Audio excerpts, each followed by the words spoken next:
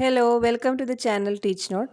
ഇന്ന് നമ്മൾ ഡിസ്കസ് ചെയ്യാൻ പോകുന്നത് 8th standard social science invasion and resistance എന്ന ഫസ്റ്റ് ചാപ്റ്ററിലെ 11 തുടങ്ങി 14 വരെയുള്ള പേജുകളിലെ ക്വസ്റ്റ്യൻ ആൻസേഴ്സ് ആണ്. In the previous video we have learned about the circumstances that led to the discovery of the sea route, the arrival of the Europeans, Vasco da Gama, and the influence exerted by the Portuguese. Today's video we are going to learn about the arrival of the Dutch, Battle of Colachel, Hortus Malabaricus, the arrival of the French, and from trade to power. ഓരോന്നും question ആൻസേഴ്സിലൂടെ നമുക്ക് നോക്കാം. So let's move on to the video. Question number 12. Who were the Europeans that came to India after the Portuguese? പോർച്ചുഗീസുകാർക്ക് ശേഷം ഇന്ത്യയിലേക്ക് വന്ന യൂറോപ്യന്മാർ ആരായിരുന്നു എന്നാണ് ചോദ്യം. Answer Dutch. Next one. Which were the major trading centres of the Dutch in India?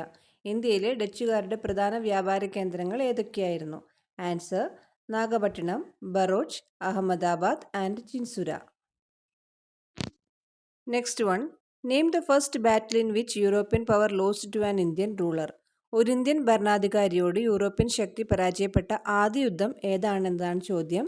Answer battle of Colachel. Next question. What is the battle of Colachel? എന്താണ് കൊളച്ചൽ യുദ്ധം? Answer.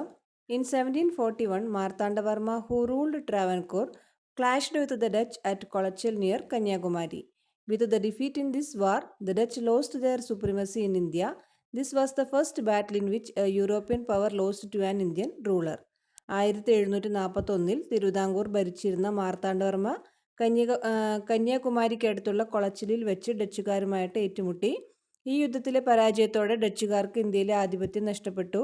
ഒരു European ശക്തി Indian ഭരണാധികാരിയോട് പരാജയപ്പെട്ട ആദ്യത്തെ യുദ്ധമായിരുന്നു ഇത്. Next one. Which was the first book that printed with some Malayalam words? Malayala വാക്കുകൾ അച്ചടിച്ച ആദ്യത്തെ പുസ്തകം ഏതാണ് എന്നതാണ് ചോദ്യം. Answer Hortus Malabaricus. Next one.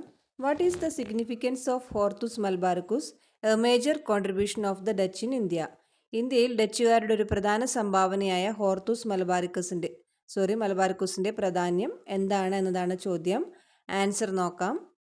First point. Information about 742 medicinal plants of Kerala is presented in this book. കേരളത്തിലെ 742 ഔഷധ സസ്യങ്ങളെക്കുറിച്ചുള്ള വിവരങ്ങൾ ഈ പുസ്തകത്തിൽ അവതരിപ്പിച്ചിരിക്കുന്നു. Next point. Hortus Malabaricus was the first book to be printed with some Malayalam words. Hortus Malabaricus ആണ് ചില മലയാള വാക്കുകൾ ഉപയോഗിച്ച് അച്ചടിച്ച ആദ്യത്തെ പുസ്തകം. Next one. Who all are the key contributors to the composition of the book Hortus Malabaricus? Hortus Malabaricus എന്ന പുസ്തകത്തിൻ്റെ രചനയിൽ പ്രധാന പങ്കുവഹിച്ചത് ആരൊക്കെയാണ്? Answer. Hendrik van Rheede, the then Dutch governor, was the compiler of this work. E T. Achyuthan, an indigenous medicinal practitioner, helped him in this composition. Appu Bhatt, Ranga Bhatt and Vinayaka Bhatt also contributed to the composition of this work. അന്നത്തെ Dutch ഗവർണറായിരുന്ന Henrique van read ആയിരുന്നു ഈ കൃതിയുടെ സമാഹരണം നടത്തിയത്. മലയാളി വൈദ്യനായ ഇ.ടി. അച്യുതൻ ഈ രചനയിൽ അദ്ദേഹത്തെ സഹായിച്ചു. അപ്പു ഭട്ട്, രംഗഭട്ട്, വിനായക ഭട്ട് എന്നിവരും ഈ കൃതിയുടെ രചനയിൽ സംഭാവനകൾ നൽകി. Next one. What are known as the Carnatic wars? Carnatic യുദ്ധങ്ങൾ എന്നറിയപ്പെടുന്നത് എന്താണ്? Answer.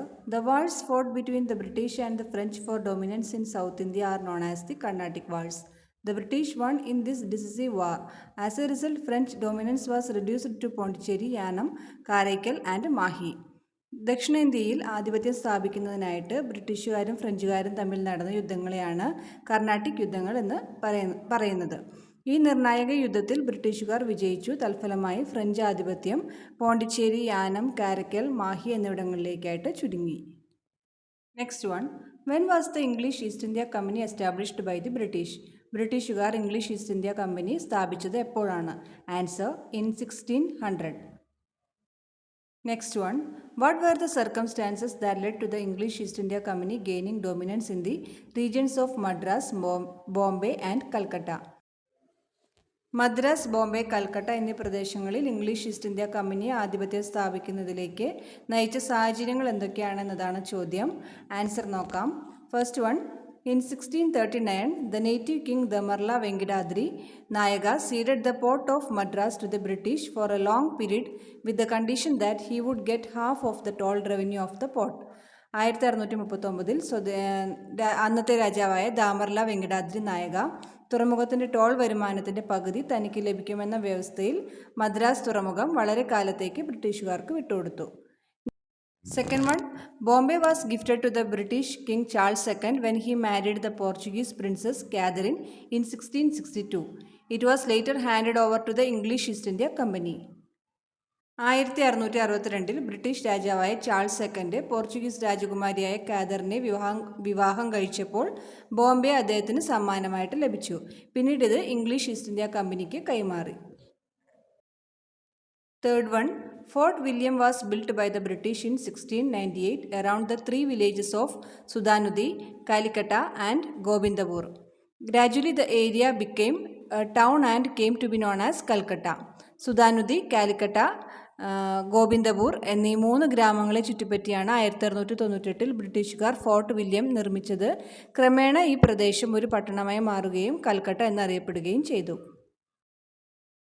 So that's all today's video. ഇനി അടുത്ത ഭാഗങ്ങൾ നെക്സ്റ്റ് വീഡിയോയിൽ ഡിസ്കസ് ചെയ്യാം. ഈ വീഡിയോ നിങ്ങൾക്ക് യൂസ്ഫുള്ളായി തോന്നിയെങ്കിൽ എല്ലാവരും ലൈക്ക് ചെയ്യുക, ഷെയർ ചെയ്യുക, സബ്സ്ക്രൈബ് ചെയ്യുക, കൂട്ടുകാർക്കൊക്കെ ഷെയർ ചെയ്ത് കൊടുക്കുക. ഇനി മറ്റൊരു വീഡിയോയുമായിട്ട് കാണുന്നതുവരേക്കും ബൈ.